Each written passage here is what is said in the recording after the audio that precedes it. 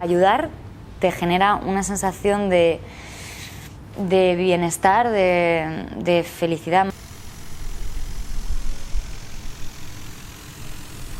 Más allá de que luego te haga relativizar tus propios problemas y tal, pero el mero hecho en sí de estar delante de una persona y tener la sensación de que estás ayudando es tan bonito.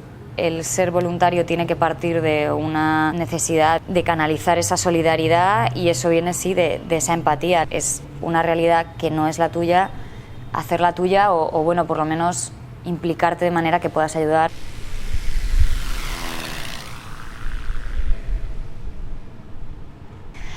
Me parece maravilloso que cualquier colectivo con la discapacidad que sea tenga el derecho, evidentemente, a poder vivir ese pequeño sueño o esa aventura.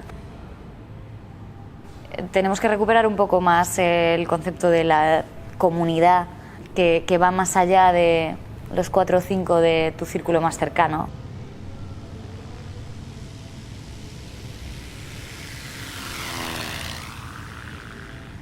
Más allá de lo que se haga puntualmente, ¿no? Del acto en sí, hasta dónde llegue el acto en sí, es la concienciación a nivel global, que se empiecen a potenciar y rescatar valores como eso, como la solidaridad, la empatía, la hermandad.